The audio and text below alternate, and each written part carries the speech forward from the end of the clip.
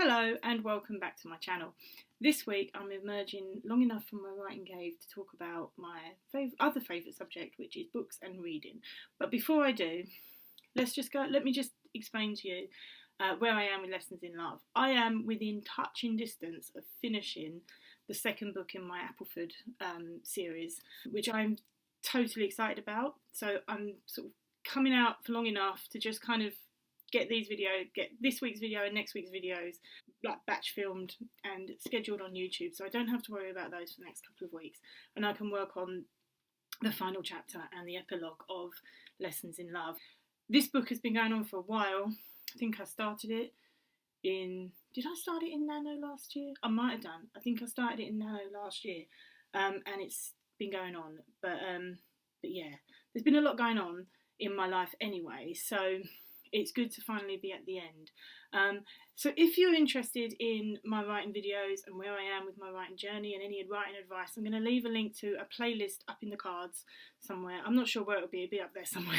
And you can go ahead and watch the rest of my writing videos. And also, if this is something you would like to learn more about, my progress with Lessons in Love and my writing in general, don't forget to subscribe to my channel. I will be doing a kind of like update and for Lessons in Love and an overview of where I'm going with it in the next few weeks, so keep an eye out for that, and don't forget, if you hit the subscribe button and the notification bell, you won't miss those videos. So anyway, let's get back to the topic in hand for this week, which is my reading. So I'm going to talk about books that I read last month, which turned out to be not the books that I was going to read, and we'll get into that in a little while, and then I'm going to go on to talk about the 4 books I intend to read this month, hopefully, all things being well. So yeah, let's go back to last month. So last month I said I was going to read Sunshine and Sweet Peas in Nightingale Square by Heidi Swain. I also said I was going to read Digital Minimalism by Cal Newport and Indistractable by Nia Isle as well. I only read one of those books, and that was the Heidi Swain book, Sunshine and Sweet Peas in Nightingale Square. The reason I didn't read the other 2 books was because I became an ARC for someone that I follow on Instagram. I've been following his progress for a while, but I will do a dedicated review to that book next week because that's his release date. So I thought it would be quite nice to do a review just dedicated to that book. The reason I didn't read the Digital Minimalism books were because I'm just not in that space at the moment where I think that the priority for me is to declutter my digital spaces. It is something I would like to do, but it's not something that it's kind of been knocked down the list of priorities for me. I have other things I want to concentrate on. So, and that will be reflected in the books that I've chosen to read this month, because obviously with finishing Lessons in Love, I'm looking to market, I'm looking to write blurbs and things like that, and my books, the reading that I'm doing reflects that, I think. So let's talk about the book that I did read, Sunshine and Sweet Peas in Nightingale Square. It's a bit of a long title, that. It's a bit of a tongue twister for me. I love this book. It's no secret that I do enjoy Heidi Swain books anyway. So it's always a winner when I know I'm onto a winner when I read one of her books. But this one was very good. It had a real communal feel to it. It starts with a woman called Kate who moves to Nightingale Square, which is a sort of like a town in Norwich, or just outside of Norwich. She basically is running away from something, and she doesn't want to get involved with community life. However, the locals kind of disregard that, particularly my favourite character, who is called Lisa. She particularly disregards it and kind of drags her into life again and reawakens her spark for life. And it's all set around this communal garden, and there's this like manor house that's attached to the communal garden, and you get a little bit of an insight into the history of the local area that Heidi's kind of like invented, and it's very much kind of like, it feeds along the same Victorian kind of history that we know so well in the UK. And as a history nerd, that really appealed to me. So I really did enjoy that aspect. And the romance was very good as well. It wasn't a heavy romance, so that was quite nice. It was quite refreshing. And I find that a lot with these books, this series of books in particular. The romance takes a while to get going, and then when it builds up, it really sort of rolls on to the end, and I like that aspect. So yeah, I really like that, which led me to read an unplanned book, Poppy's Recipe for Life, which is the sequel to Sunshine and Sweet Peas in Nightingale Square. And again, one of the major themes in all of these books is it's a 3-book series. And I think I said to you earlier in one of my previous videos that I had read The Winter Garden, which is the 3rd book in this series. But luckily they're standalones, so you don't have to read them in order. I haven't. I've read them completely out of order, and it didn't affect my enjoyment at all. If you have read one or you haven't read any, start wherever you feel like starting. So Poppy's Recipe for Life is again about a woman called Poppy who is kind of looking for something different. So she moves into Nightingale Square, and then she kind of joins the communal garden. She is different to the main character in the first book because she does want to join the garden, but her neighbour, who's just moved in as well, he's a bit of a grump to her Sunshine and he doesn't want to, but obviously then community kind of drag him along as well. So that was good. Poppy's brother comes into it and he's a really likeable character. He's got his own problems. He's kind of like a teenage 16-year-old, I think, sort of dealing with stuff in his own life. He's just lost his dad. Deals with really sort of like hard-hitting stuff as well as nice, sweet, cosy romance as well. So love those books. Highly recommend them.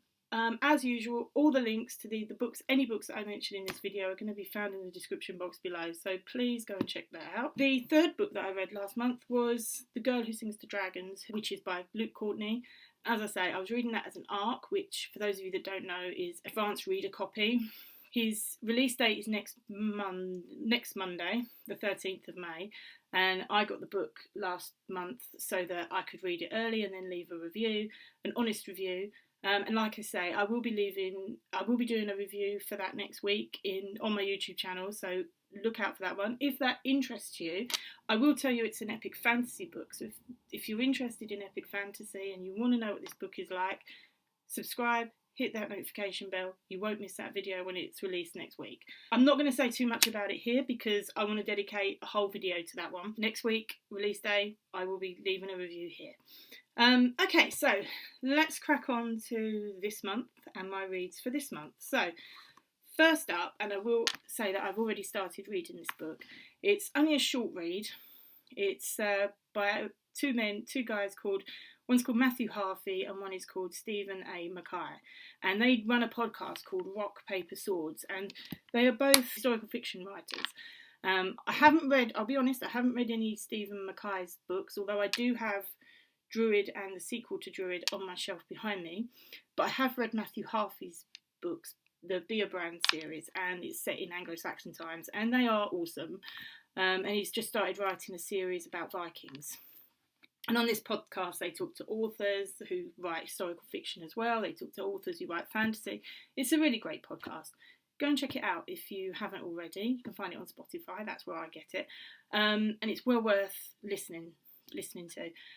But they've written a book called all about marketing, writing, publishing and marketing your book. So I've started to read that in the hope that I'm going to pick up some stuff that I may not already know.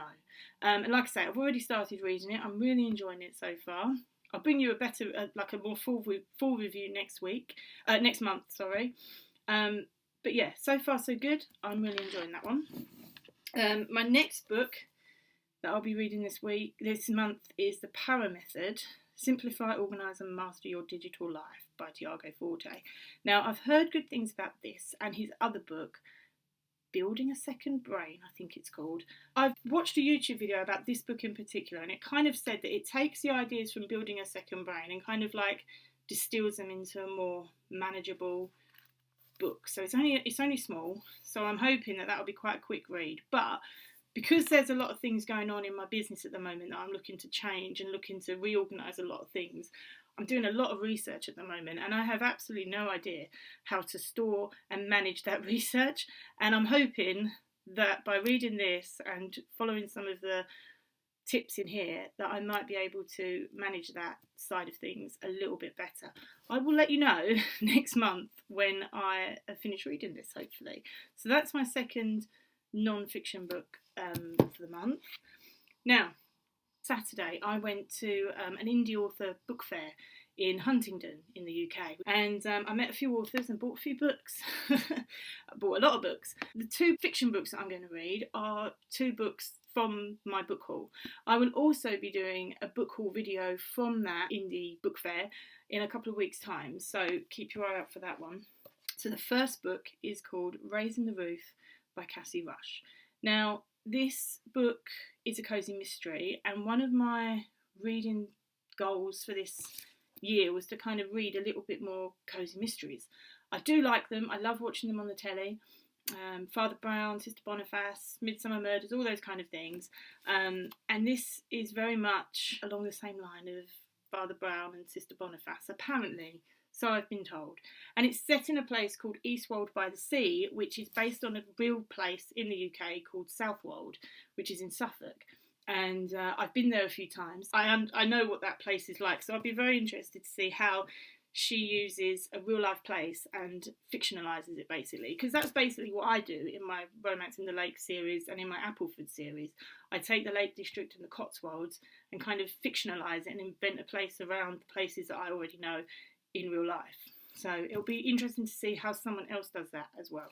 So that looks really good. I'm interested in that. Can't wait to read it. So the last book I intend to read this month is Forgotten Memories by Cecilia Egeton, or Egeton. I'm not sure how to say her name. I hope I've said it right. If I haven't, I apologise.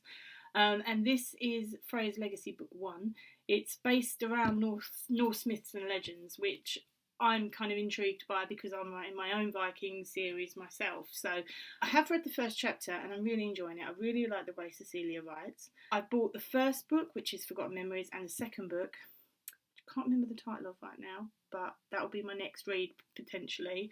But one of my reads next month, I would imagine, in June. And she's hoping to get the third book in that series out by the end of the year, I think she said that. So hopefully, all things going well, she will have that and I'll be reading that next year. Yeah, I'm very excited about my reads this month. I hope you're excited about your own reads. Please share what you're reading in the comments below and we can start a conversation. I do love talking about books, as I'm sure you do as well. If you do enjoy these kind of videos, I'm going to leave a playlist over here somewhere so that you can go and check out more videos from the Book Nook, which is where I talk about all things books. And if you're a reader, that'll be right up your street. So that's it for this week's video, and I will see you next week for a brand new video. Bye.